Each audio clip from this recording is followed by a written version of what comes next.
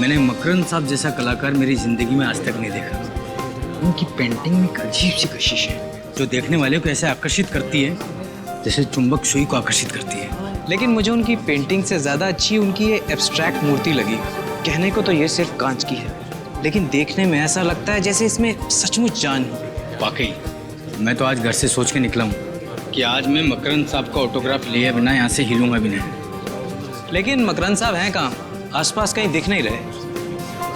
चलिए उनसे पूछते हैं, शायद यही कुछ बता पाए। Excuse me. यस। मकरंद साहब नहीं आए।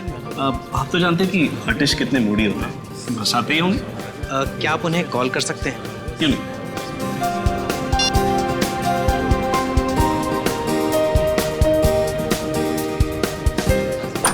कलर कॉम्बिनेशन देखिए। बेटा बेटा दौड़ते नहीं बेटा, एग्जीबिशन।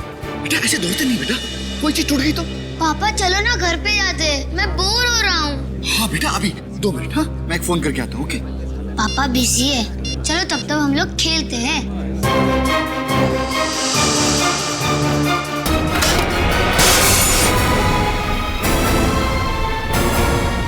अरे बाप रे, देखा तुम्हारी वजह से टूट गया ना। सॉरी पापा। लाखों का था। अरे मकरंद साहब को पता चलेगा तो बहुत गुस्सा हो जाएंगे। ये क्या? ओह माय गॉड, ये तो किसी इंसान की आंख है।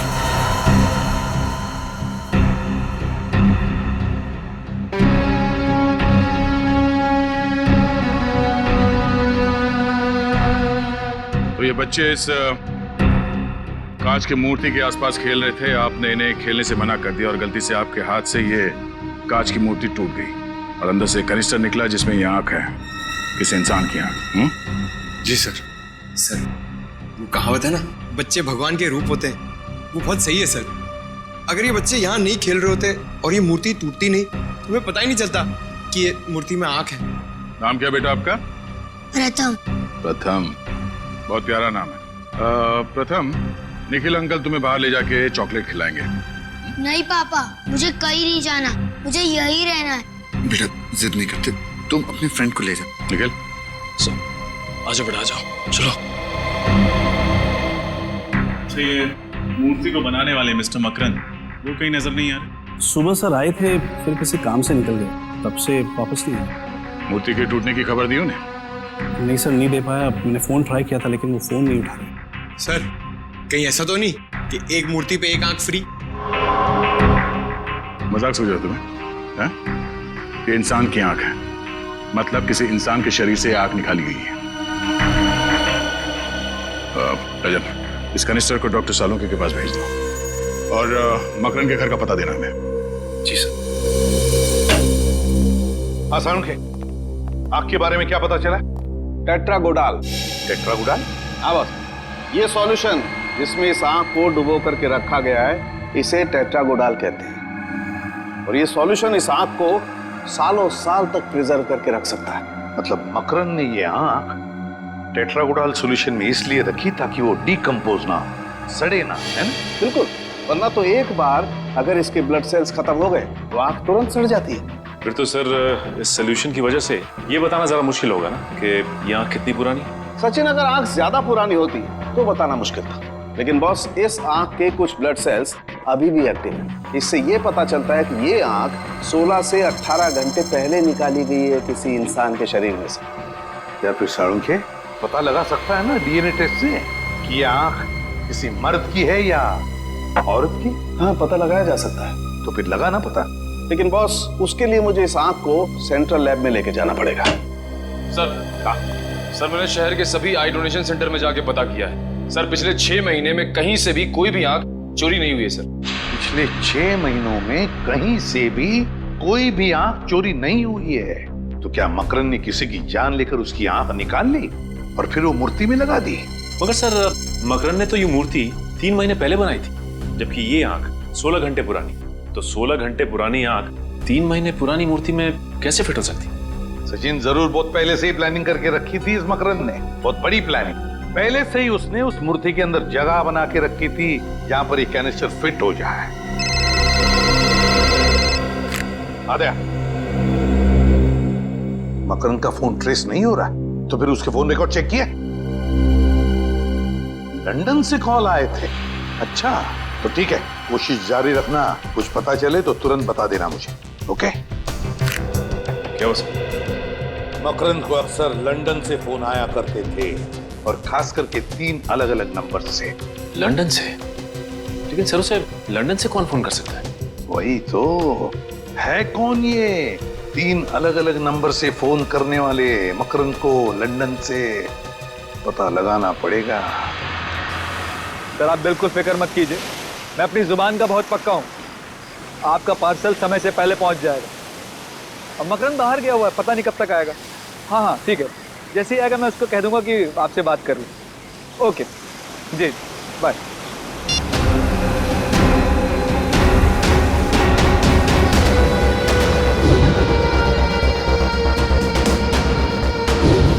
तुम लोग अब तक यहाँ खड़े हो, ऐसे ही बुत की तरह खड़े रहोगे या कुछ करोगे भी? किसी भी कीमत पर वो आंख मुझे वापस चाहिए। बॉस आप चिंता मत करो बॉस, बस अगले 10 घंटों के अंदर वो आग आपको मिल जाएगी। Shut up! बकवास मत करो। पिछले 12 घंटे से यही डायलॉग सुन रहा हूं मैं। मेरा एक एक मिनट बहुत कीमती है, समझे तुम लोग? बॉस आपको तो पता है कि वो आग सीआईडी वालों के पास है, और सीआईडी वालों के हाथ से लेना मतलब मगरमच्छ के मुंह में हाथ डालने के बराबर है। बस कोशिश जारी है बॉस। कोशिश कोशिश कोशिश! तुम लोगों को अगर अपनी जान प्यारी तो सिर्फ 2 घंटे मुझे वो आंख चाहिए, सिर्फ 2 घंटे। क्लियर? ठीक है बॉस, वो आंख आपको मिल जाएगी बॉस। बेटा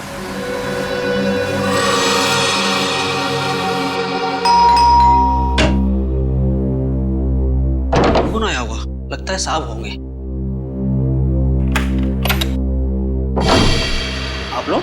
मकरंद है घर में? नहीं, मकरंद साहब तो घर पर नहीं है। तो ठीक है, फिर तुम ही से मिल लेते। अरे मैं तो आपको जानता नहीं, फिर आप मुझसे मिलना क्यों चाहते हैं? जब तक मिलोगे नहीं तब तक जान पहचान कैसे होगी? सचिन, निखिल, देखो, हो सकता है घर में ही छुप के बैठा हूँ। अरे मैंने बोला ना साहब घर पर नहीं है, ऐसे कैसे घुस रहे हैं आप लोग? सीआईडी से हैं हम। सीआईडी? हाँ, कुछ और बोलना है आप? नहीं साहब।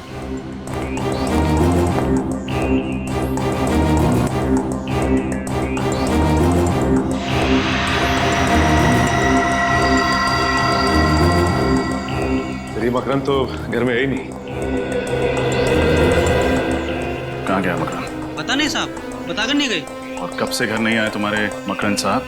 कल सुबह जो निकले अब तक लौटे नहीं। मकरंद अपनी पेंटिंग्स और मूर्तियाँ यहीं पे बनाता है? हाँ, पेंटिंग्स तो यहीं बनाते हैं मगर मूर्तियाँ नहीं। हाँ, यहाँ सिर्फ पेंटिंग्स दिख रही हैं। मूर्तियाँ कहाँ बनाता है जानते हो? पता नहीं साहब, मैं तो नौकर हूँ। ये लैपटॉप मकरंद का है? हाँ, ये साहब का ही है। Nikhil,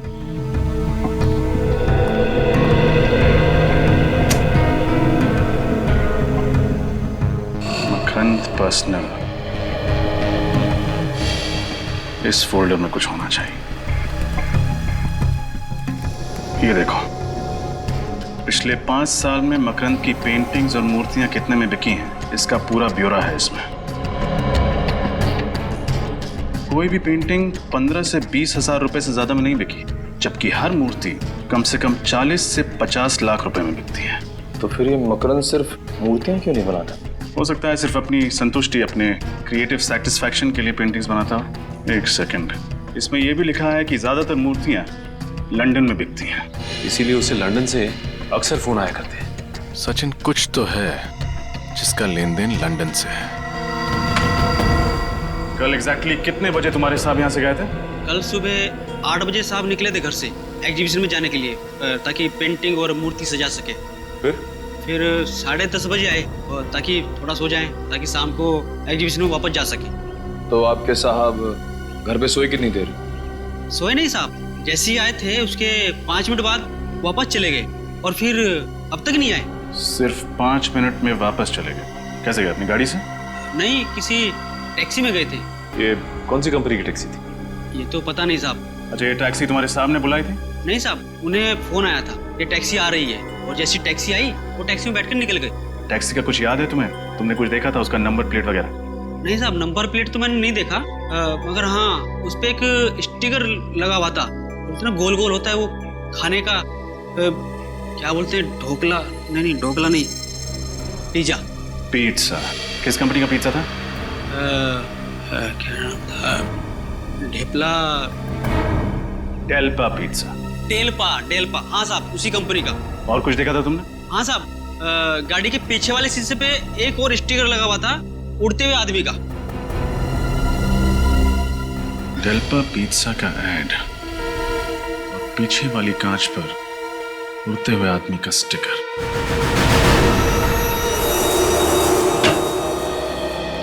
excuse me. जी कहिए। हम सीआईडी से। सीआईडी? तो आपको भी अपनी गाड़ी पर स्टिकर्स लगवाने हैं? नहीं, हमें ऐसा कोई काम नहीं है। आप ये बताइए कि डेल्पा पिज्जा नाम की कंपनी के ऐड आपने कौन सी टैक्सीज में लगाए? डेल्पा पिज्जा, एक मिनट सर, इस ब्रांड के ऐड हमने एफिशिएंट टैक्सीज की गाड़ियों पर लगवाए थे। Efficient taxis? जी। कुल कितने टैक्सीज में लगाए थे आपने ये स्टिकर? सर यही कोई 70 टैक्सीज थी। अच्छा, इनमें से किसी एक टैक्सी के पीछे वाले कांच पर कोई ऐसा स्टिकर लगा होता है एक ऐसे इंसान का जो हवा में उड़ रहा है? इंसान जो हवा में उड़ रहा हो? नहीं सर, ऐसे तो कुछ याद नहीं आएगा, पर हाँ हो सकता है मेरे स्टाफ में किसी को पता हो। समीर, आशीष, आनंद, मनीष, एक मिनट इधर आओ। हमने एफिशिएंट टैक्सीज के ऊपर जो डेल्पा पिज्जा के ऐड लगवाए थे, क्या उनमें से कोई टैक्सी ऐसी है जिसके पिछले वाले कांच के ऊपर कोई ऐसा स्टिकर है जिसमें कोई इंसान हवा में उड़ रहा हो? हाँ सर, ऐसा स्टिकर तो भोला की टैक्सी पे। भोला सर? भोला? ये भोला कहाँ मिलेगा? यहीं सर, आज वो सारी टैक्सियां फिर से आ रही हैं नए ऐड लगवाने के लिए, तो भोला भी जरूर आएगा। वेरी गुड, चलो भोला का इंतजार कर लेते हैं।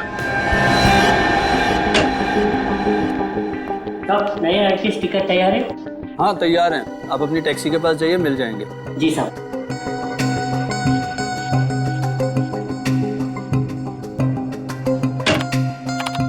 सर, नए ऐड का स्टिकर तैयार है क्या? बिल्कुल तैयार है, आप जाइए, मिल जाएंगे। जी सर।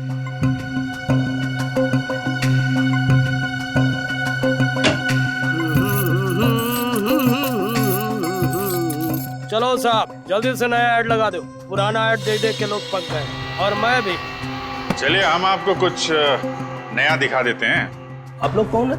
आपकी टैक्सी के पीछे एक स्टिकर लगा हुआ है उड़ते हुए आदमी का, है ना?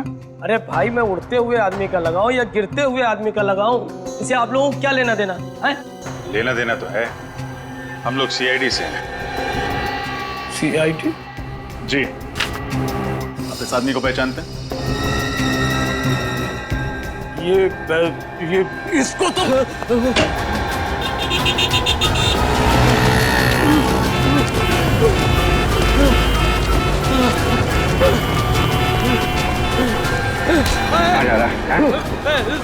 साहब, जाने दो साहब, जाने दो मुझे। सीआईडी जब मुजरिमों को पकड़ती है ना, तो जाने नहीं देती है। साहब, मुझको माफ कर दो, मैंने ज्यादा पैसे कमाने के लालच में ये सब किया है। मकरन कहाँ है? कौन मकरन साहब? वही मकरन जिसने एग्जीबिशन रखी थी, जिस एग्जीबिशन में हमें आदमी की आंख मिली कांच की मूर्ति से, वो मकरन कहाँ है? वो आंख मूर्ति? मुझे कुछ समझ में नहीं आ रहा साहब। ना समझ पाने का नाटक बंद करो। जिसकी फोटो देखकर भागे थे तुम, ये आदमी कहाँ छुपा के रखा है इसे? अरे साहब, मैं तो ये समझा कि आप लोगों को पता चल गया है कि मैं अपनी टैक्सी कंपनी के साथ धोखा कर रहा हूँ, इसलिए मैं भागा था। धोखा? कैसा धोखा? साहब, हमारी टैक्सी कंपनी सिर्फ उन्हीं यात्रियों को टैक्सी में बैठने की अनुमति देती है जो फोन करके टैक्सी बुक कराते हैं, और पैसे के लालच में दूसरे यात्रियों को भी अपनी टैक्सी में बिठा लेता था। और साहब, ये आखिरी आदमी था जिसको मैंने अपनी टैक्सी में बिठाया था। ओह, तो तुम इसलिए भागे थे? हाँ साहब, मकरन के बारे में मुझे कुछ नहीं पता। और कब बिठाया था तुमने मकरन को टैक्सी में? साहब, कल सुबह 10 बजे फोन आया था, मुझे आरती नगर से फोन आया था कि टैक्सी चाहिए थी। मैं अपनी टैक्सी लेके वहाँ पहुँच गया था, बस, और कुछ नहीं जानता हूँ साहब। किस नंबर से फोन आया था? साहब, इस नंबर से फोन आया था साहब। हेलो, ये कहाँ का नंबर है? ओह, ओके, नहीं, thank you very much, thank you. Aarti Nagar के पीसीओ का फोन नंबर है ये। सर, मकरंद के नौकर ने कहा था कि उसने कोई टैक्सी बुक नहीं की थी। हो सकता है किसी और ने टैक्सी मंगवाई हो उसके लिए। हो सकता है मकरंद ने खुद फोन किया उस पीसीओ से जाके, ताकि जब कॉल रिकॉर्ड चेक हो तो किसी को उस पर शक ना हो। ये छोड़ा कहाँ था तुमने मकरंद? साहब, एनडी रोड पर गिलबर्ट आर्ट गैलरी है ना, उसी के सामने इसको छोड़ा था। सर मकरंद पहले आर्ट गैलरी में था, फिर वो घर गया था, फिर वो वापस आर्ट गैलरी क्यों जाएगा? गैलरी के बाहर उतरा था ना, सकते अंदर गया ना हो, क्योंकि सीसीटीवी फुटेज में तो दिखाई नहीं पड़ा। डॉक्टर साहब? हाँ डॉक्टर साहब, क्या? अरे आपको ज्यादा चोट तो नहीं लगी? आप कहाँ पे हो? आप वहीं पे रुको, हम लोग पहुंच रहे हैं। क्या हुआ सर? डॉक्टर सालोंके को चोट लग गई है, जल्दी चलो डीबी रोड। सालून के सामने जो गाड़ी देखी वो मकरंद की थी, हो ना हो इन सब के पीछे ये मकरंद ही है। हो सकता है, चलो चल के आंख भी वापस ले लेते हैं और साळुंके साहब पर किए गए हमले का हिसाब भी। सर लगता है ये मकरंद अपने दूसरे घर से भी गायब हो गया है, या फिर हो सकता है अंदर छुपा। सोच के रहो, दया सर का नाम लो और तोड़ दो दरवाजा।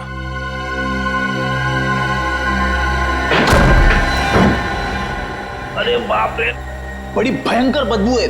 किसी लाश की बदबू है। सर कहीं मकरंद की तो नहीं है? हो सकता है, देखो लाश यहीं कहीं होगी।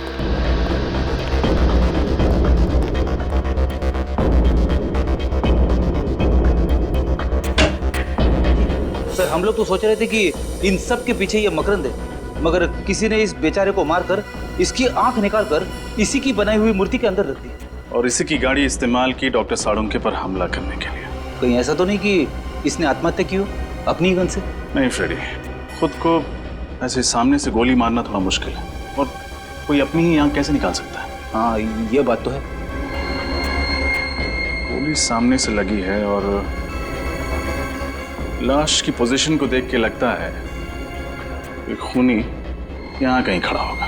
सर इस गन में से एक गोली चली है, शायद मकरंद ने उस खूनी पर चलाई होगी अपनी आत्मरक्षा के लिए। और अगर ऐसा हुआ है निखिल, तो इसका निशाना जरूर चूक गया होगा, क्योंकि कहीं और तो खून है नहीं। गोली ढूंढो, नहीं होगी।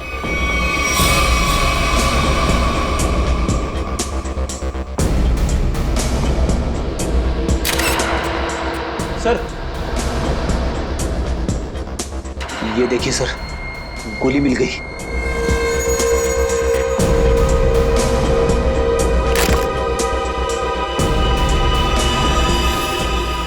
वेरी गुड फ्रेडी, काम करो और तलाशी लो, कुछ ना कुछ जरूर मिलेगा जो हमें खूनी तक पहुंचा है।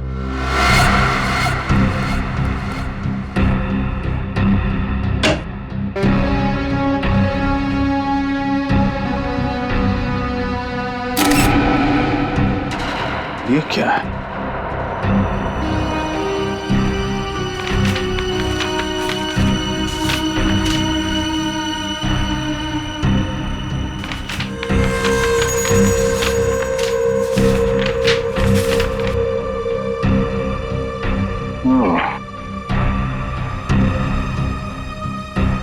मकरंद की पिछली मूर्तियों के स्केचेस देखा?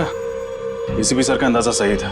मकरंद अपनी हर मूर्ति में इतनी जगह जरूर खाली छोड़ता था कि एक कैनिस्टर को आसानी से फिट किया जा सके। मतलब ये मकरंद उसी की बनाई हुई मूर्तियों के अंदर कैनिस्टर रखकर आग की स्मगलिंग करता था। हाँ सर, और शायद किसी ने बदला लेने के लिए इसी के साथ ऐसा कर दिया। मुझे नहीं लगता। आंखों की कालाबाजारी से सिर्फ 2-3 लाख रुपए कमाए जा सकते हैं। मकरंद की हर मूर्ति कम से कम 40 से 50 लाख रुपए में बिकती है, तो फिर सिर्फ 2-3 लाख रुपए के लिए कोई इतना खतरा क्यों लेगा? जरूर मकरंद की मूर्तियों में आंखें नहीं, कोई और चीज स्मगल की जाती है। कैसी चीज? वो तो नहीं पता फ्रेडी, लेकिन ये स्मगलिंग इंग्लैंड में होती है, तभी तो उसे लंदन से इतने फोन आते थे। तब तो सर इस मकरंद का कोई पार्टनर होगा, दोनों मनमन हुई, उसने इसी पर पहुंचा दिया। वही होगा निखिल जो मकरंद की मूर्तियों को विदेश भेजता था। पता करो कौन है।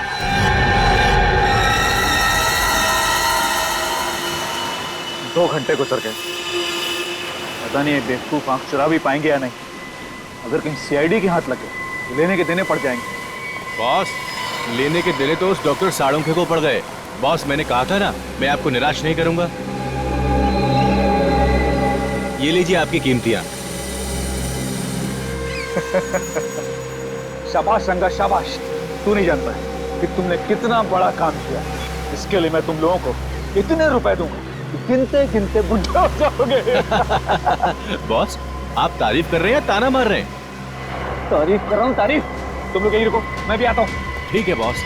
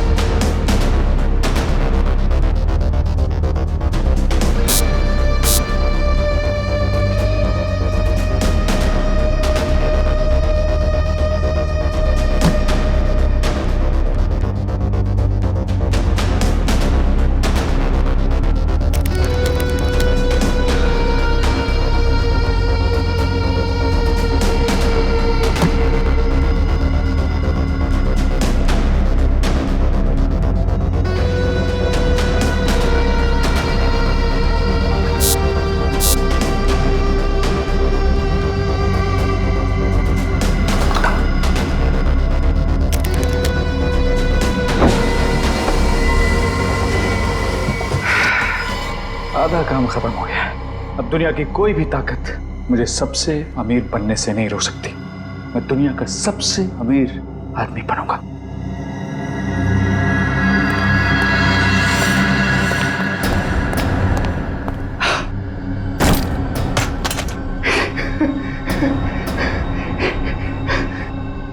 सब कुछ मेरा है, सब कुछ मेरा है।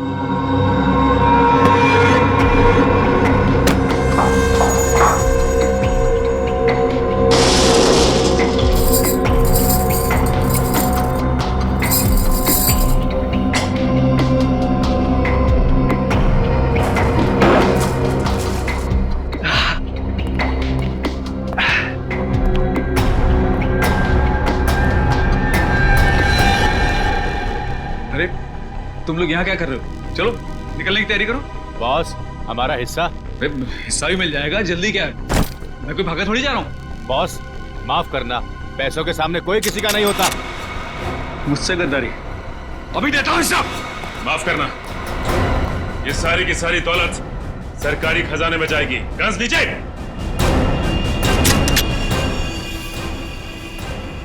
बहुत हो गया भागना तोड़ना। सर, मैं और मकरन पार्टनर्स थे। मकरन पेंटिंग से मूर्तियां बनाता था, मूर्तियों में हीरा छुपा देता था सर। फिर मैं उन हीरो को देश के बाहर लंदन ले जाता, उनकी तस्करी करता था सर। शर्म आनी चाहिए तुम्हें। अपने देश की संपत्ति स्मगल करके बाहर देशों में बेच रहे थे तुम। सर मुझे माफ कर दिए सर। माफ कर दीजिए। तुमने सिर्फ स्मगलिंग नहीं किया, बल्कि एक खून भी किया है, मकरन का खून। मैंने जानबूझ के मकरन को नहीं मारा सर, बल्कि वो मुझे मारना चाहता था सर। मैंने तो सिर्फ अपनी आत्मरक्षा में सर उस पर गोली चलाई। पूरी बात बताओ, क्या हुआ था मकरन के घर में? बताओ। उसने मुझे अर्जेंटली अपने घर में बुलाया। वो कह रहा था कि उसे कुछ मुझे जरूरी बात कर रही है, लेकिन जब मैं उसके घर पहुंचा तो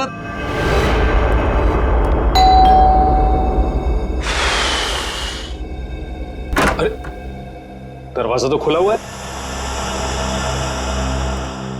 मकरन, मकरन, मकरन कहाँ हो यार?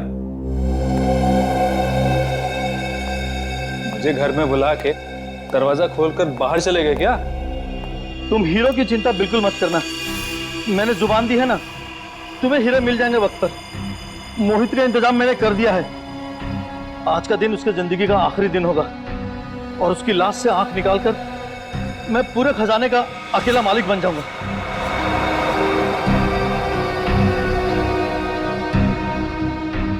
मेरी नहीं, तेरी जिंदगी का आखिरी दिन होगा मकरन।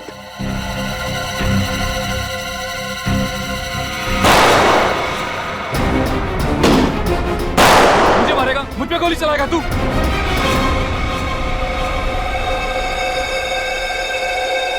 और जब मकरन की मौत हो गई तो तुमने सोचा क्यों ना उसी का प्लान उसी पे आजमा लिया जाए, क्यों? मैंने मकरन की आग निकाल ली क्योंकि उस लॉकर रूम का दरवाजा हम दोनों की आग से खुलता था सर। लॉकर रूम का दरवाजा आंख से खुलता था? मतलब आइरिस रिकॉग्निशन टेक्नोलॉजी। हाँ सर, वही आइरिस रिकॉग्निशन टेक्नोलॉजी। उस लॉकर रूम के दरवाजे के स्कैनर के सामने जब तक हम दोनों की आंखें स्कैन नहीं हो जाती थी वो दरवाजा नहीं खुलता था। तो इन मकरन की आंख तुमने मूर्ति में क्यों छुपाई? क्योंकि सर मैं देश से बाहर जाने का इंतजाम कर रहा था। तब तक उस आंख को किसी सुरक्षित स्थान पर रखना जरूरी था सर। उस आंख को छुपाने के लिए मूर्ति से अच्छी जगह कोई हो ही नहीं सकती थी सर। लेकिन मेरी किस्मत खराब सर, वो मूर्ति टूट गई और मूर्ति के साथ साथ मेरा भाना भी फट गया सर। तुमने स्मगलिंग करके देश के साथ गद्दारी की और एक खून भी किया। अब जेल की सलाखों के पीछे सड़ते बैठना, फांसी का ऑर्डर आने तक। क्यों भाई?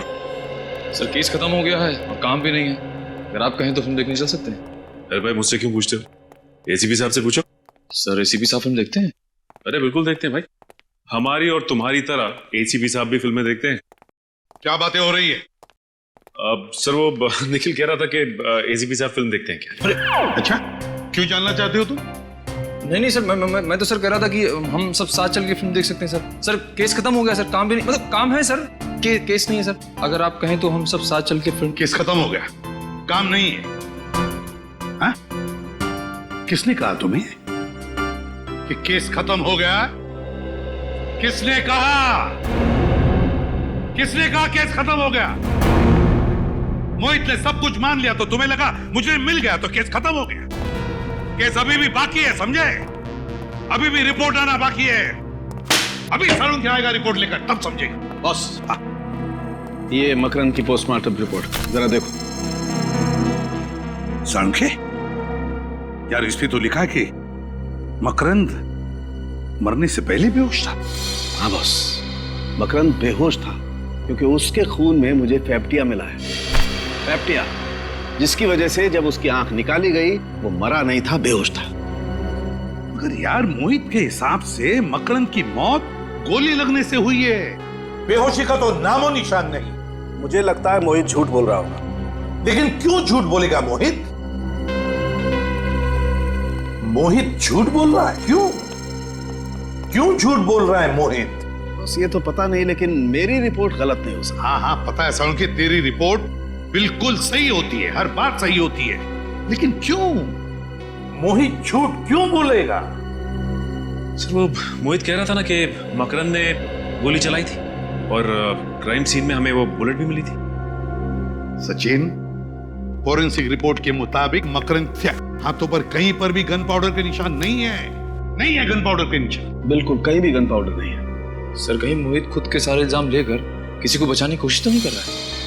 अरे वाह, अब सोचने लगे। अभी तक तो कह रहे थे कि केस खत्म हो गया, कोई केस नहीं है। क्यों? अब समझे इतना आसान नहीं। केस खत्म हो गया, सोचना पड़ता है, हर बात पे सोचना पड़ता है। सही सोचा है तुमने। अभी हो सकता है किसी को बचाने की कोशिश कर रहा है मोहित, इसलिए सारे इल्जाम उसने अपने आप पर ले लिए। और किसे बचाने की कोशिश कर रहा है मोहित? मकरंद और वो तीसरा आदमी। कहीं मोहित उस तीसरे आदमी को बचाने की कोशिश तो नहीं कर रहा है, इसलिए सारे इल्जाम अपने आप पर ले रहा है। और फिर मकरंद, यार सारुण के मकरंद की आंख के बारे में कुछ और पता चला? हाँ बॉस। क्या? तारिका लगी हुई लैब में कुछ ना कुछ ढूंढ निकालेगी। एक मिनट। हाँ, तारिका को याद करे तो तारिका का फोन। हाँ तारिका, हेलो तारिका। क्या हुआ? यार मुझे लगता है तारिका खतरे में। तारिका खतरे में है? क्या बात कर रहा है?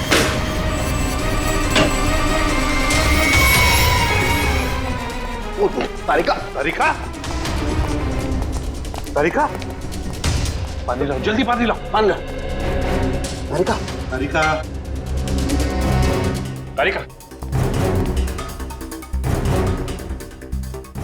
तारिका, उठ। क्या हुआ? हाँ? You okay? आओ बैठो। चलो, कम।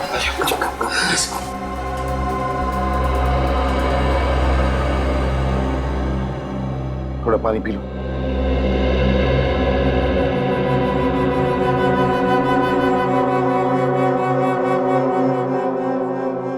You okay? क्या हुआ? कैसे हुआ ये सब? सर, वो आंख लेके चला क्या? आंख लेके चला गया? जिस बात का डर था वही हुआ। फिर से आंख चुरा के लेकर गए। वो आंख टेस्ट कर रही थी, दरवाजे पे एक आदमी आया। उसने प्यून के कपड़े पहने हुए थे। उसने मुझे कहा कि सालों के सर ने आंख मंगवाई है। मुझे उसी वक्त उस पर शक हुआ और मैंने आपको तुरंत फोन लगाया। फिर मैंने जैसे ही आपसे बात की उसने मुझे क्लोरोफॉर्म सूंघा और मैं बेहोश हो गई। और अब सर सारा पैसा सारा सोना हमारे हाथ लग चुका है, फिर ये आँख किसी को क्यों चाहिए होगी? और भी कोई राज जुड़ा हुआ है उस आंख के साथ, और भी कोई राज है जो अब तक हमारे सामने नहीं आया है। किसी भी हालत में हमें उस तीसरे आदमी तक पहुंचना ही है, पहुंचना है उस तीसरे आदमी तक। सर ये जो तीसरा आदमी है वो इस राज के बारे में अच्छी तरह से जानता है, इसीलिए उस आंख के पीछे पड़ा हुआ है सर। सचिन, और वो पूरा राज उस बंद लॉकर रूम के अंदर छुपा है, उस बंद लॉकर रूम के अंदर। सर पूरे शहर में ऐसी एक ही कंपनी है जो आइरिस लॉकर बनाती है। तो फिर चलो वहीं चलते हैं।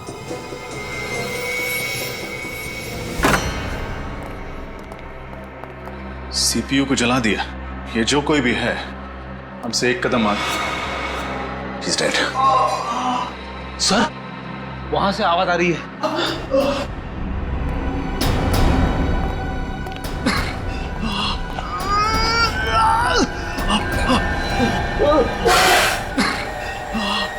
आप लोग कौन? घबराइए मत, हम लोग सीआईडी से। आइए बैठिए। निकल पानी। मुझे बचा लीजिए, मुझे गोली लगी। घबराइए नहीं, आपको कुछ नहीं होगा। फ्रेडी, एम्बुलेंस को फोन करो जल्दी। पानी ये लीजिए, पानी दीजिए आराम से। ये सब किसने किया? पता नहीं, कुछ लोग एकदम से ऑफिस में घुसे और उन लोगों ने अफरा तफरी मचा दी, कंप्यूटर भी जला दिया और बॉस को गोली मार दी। तो वो आपके बॉस थे? मिस्टर अनुराग, और मुझे गोली मार दी। अगर मैंने मरने का नाटक ना किया होता तो शायद 2-4 गोली और मार देते। अच्छा, कंप्यूटर में जो रिकॉर्ड्स थे उनका कोई बैकअप है? इस रूम के ठीक सामने कॉन्फ्रेंस रूम में टेबल के नीचे की तरफ हार्ड डिस्क छुपा के रखी हुई। भगवान करे वो सुरक्षित हो। एम्बुलेंस आ गई। निखिल, इन्हें हॉस्पिटल पहुंचा। संभाल के। कुछ नहीं होगा। फ्रेडी, इस रूम के सामने एक कॉन्फ्रेंस रूम है, वहां टेबल के नीचे एक हार्ड डिस्क होनी चाहिए। लेकर आ।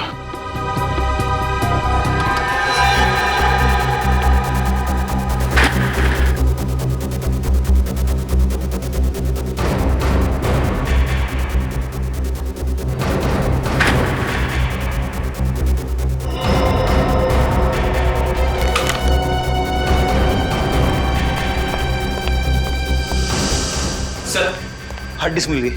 वेरी गुड, शुक्र है उनके हाथ ये नहीं लगा। अब जल्दी से गाड़ी से अपना लैपटॉप लेकर आओ।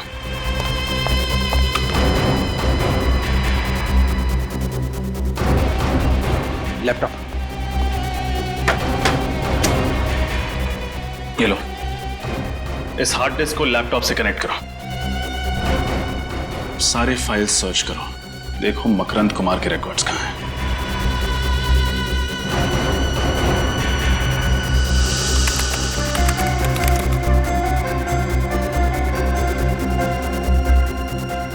सर, इस मकरंद ने तो 2 बार आइरिस रिकॉग्निशन टेक्नोलॉजी का इस्तेमाल किया है।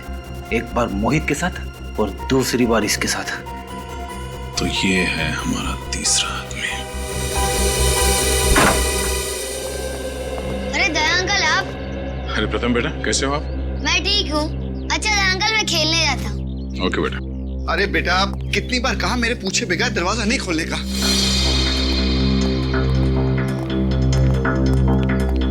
सर, आप लोग केस सॉल्व हो गया क्या? हाँ, उसे खुशी में मिठाई खिलाने आए। मिठाई? बहुत अच्छा हुआ तुम्हारा बेटा बाहर गया, वरना उसके शरीफ पिता का असली चेहरा उसके सामने आ जाता। अरे बेटा! ना, ना। मिठाई नहीं खाओगे? मोहित से पहले मकरंद का पार्टनर मैं था। एक दिन उसे शक हुआ कि स्मगलिंग के पैसे में से मैं पैसे चुरा रहा हूँ, और उसने सारा पैसा उस लॉकर रूम में बंद कर दिया। 5 साल पहले मकरंद और मेरा झगड़ा हो गया। और उसने मोहित को अपना पार्टनर बना लिया। इसकी वजह से तुम्हारा करोड़ों का माल उस लॉकर रूम में कैद हो गया। हाँ सर, मैंने सुलह करने की बहुत कोशिश की, लेकिन वो नहीं माना। मैंने मिन्नत की, लेकिन वो फिर भी नहीं माना। फिर एक दिन मैं मकरन के घर पहुंच गया।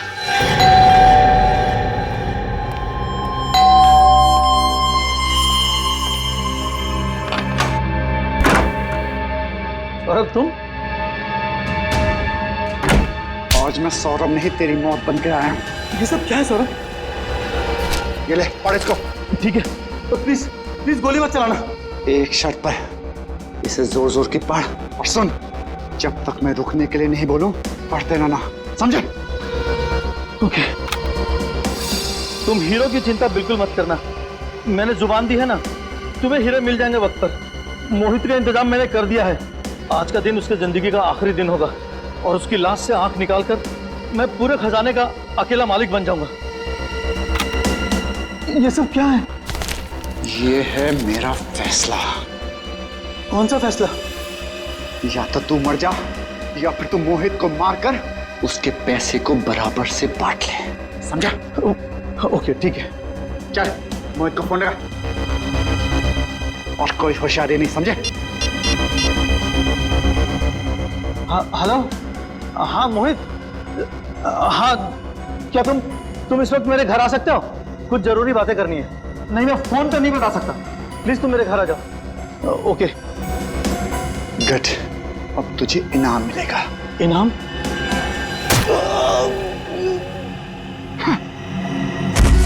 बेवकूफ, तुझे क्या लगा मैं करोड़ों का खजाना तुझे दे दूंगा?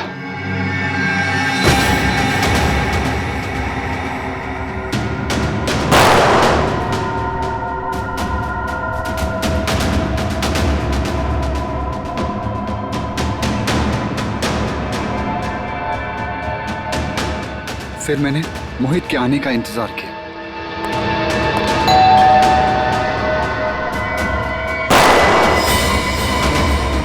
मुझे मारेगा, मुझ पे गोली चलाएगा तू? वहां मोहित ने मकरन की आंख निकाल ली। फिर मैंने मोहित का पीछा किया। उसने वो आंख उसी मूर्ति में छुपा दी जिसमें मकरन अपने हीरे छुपाया करता था।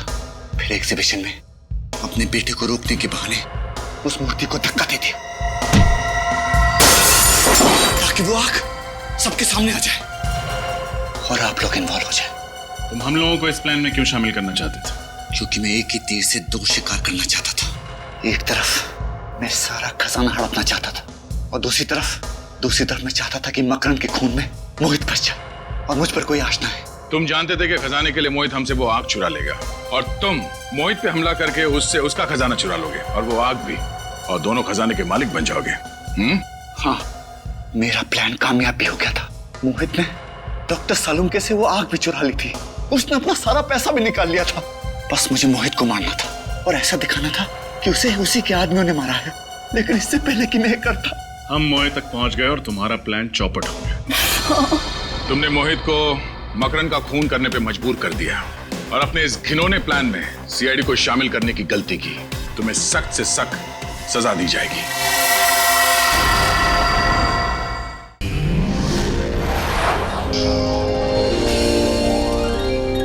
सीआईडी के और भी मजेदार और सस्पेंस से जुड़े एपिसोड्स को देखने के लिए हमारे चैनल को सब्सक्राइब करें और बेल आइकॉन दबाना ना भूलें।